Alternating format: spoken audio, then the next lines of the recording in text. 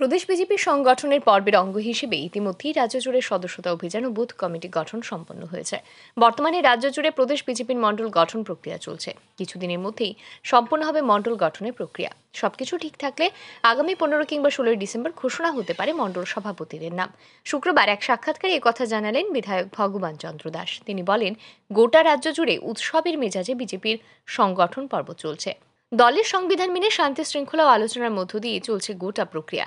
পাশাপাশি তিনি আরও জানান, মণ্ডল গঠনের প্রক্রিয়া শেষে জেলা কমিটি গঠনের প্রক্রিয়া শুরু হবে। ইতিমধ্যেই আমাদের বুথ কমিটি গঠন প্রক্রিয়া শেষ হয়ে গিয়েছে এবং বুথ সভাপতি সেটা ডিক্লেয়ার হয়ে গিয়েছে। এখন আমাদের মণ্ডল গঠনের যে প্রক্রিয়া চলছে, মণ্ডল গঠন বলতে মণ্ডল সভাপতি, তো সেই কাজ আমাদের শেষের পথে।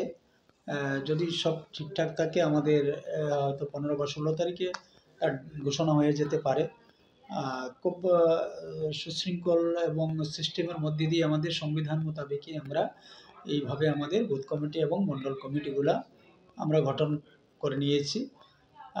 এই পর্বটাকে আমরা মানে সংগঠন পর্ব বলি।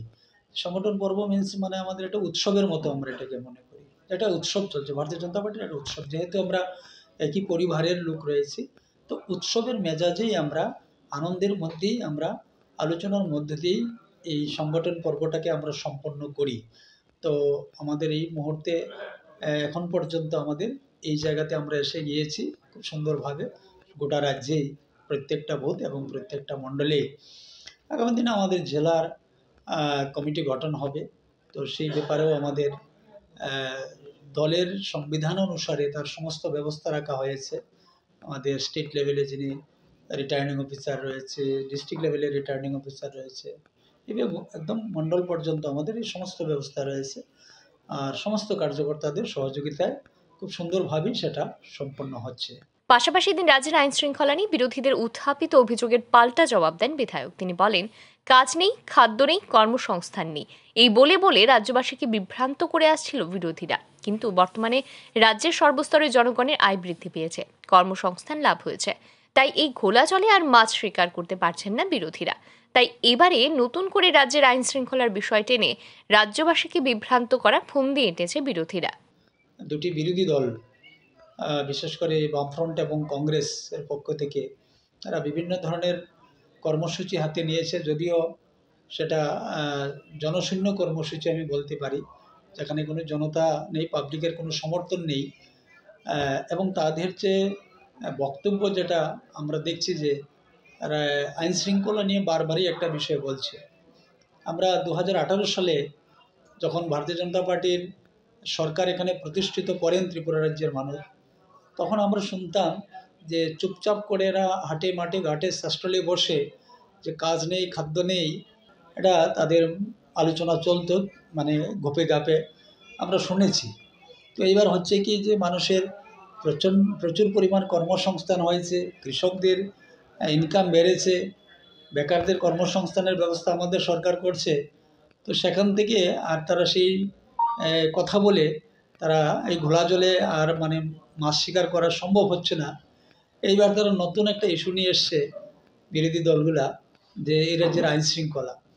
আমরা যদি ডেটা আপনাদের সামনে তুলে ধরি, যে বিগত 25 বছরের বামফ্রন্টের সরকারের সময়ে এ রাজ্যের আইন শৃঙ্খলা, এ রাজ্যের গণতন্ত্র কোথায় ছিল, কিভাবে ছিল, এটা আসলে হয়তো অনেকেই তার স্মরণ নেই, আবার অনেকেই সেটা স্মরণ রেখেছেন। তার তথ্য আমাদের হাতে রয়েছে।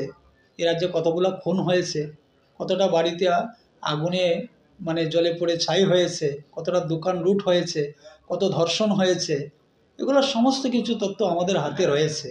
আমরা যদি বলি 88 থেকে 93 আগ পর্যন্ত এ রাজ্যে যখন একটা জোট সরকার, কংগ্রেস টিউজেসের সরকার প্রতিষ্ঠিত হয়েছিল, সেই সময় ত্রিপুরা রাজ্যে আনাচে কানাচে সর্বত্রই, পাহাড়ে, শহরে, নগরে, গ্রামে আগুন ধাউ ধাউ করছিল, মানুষ আতঙ্কের মধ্যে দিন কাটাচ্ছে।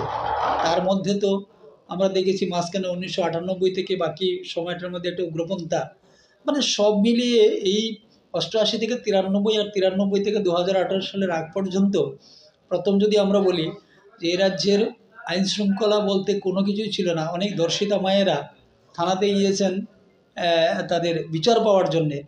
সেই মাকে, সেই বোনটাকে থানা থেকে ঘাড় ধাক্কা দিয়ে বের করে দিয়ে বলছে ও চরিত্রহীন নাকি, বিচার পাওয়ার কোনো জায়গা ছিল না। নৃশংসভাবে খুন হয়েছে বিরোধী দলের উপর, বিশেষ করে আমরা যারা বিজেপি করতাম আমাদের উপর প্রচণ্ডভাবে আক্রমণ হয়েছে এবং খুন হয়েছে। অনেকগুলো খুনের ইয়ে রয়েছে 2016 থেকে 2018 সালের আগ পর্যন্ত। কোথায় ছিল সেদিন আইন? এদিন প্রদেশ ও কমিউনিস্টদের শাসনকালের কালো অধ্যায় টেনে তাদের তীব্র কটাক্ষ করেন বিধায়ক ভগবান দাস। ব্যুরো রিপোর্ট, আর ই নিউজ।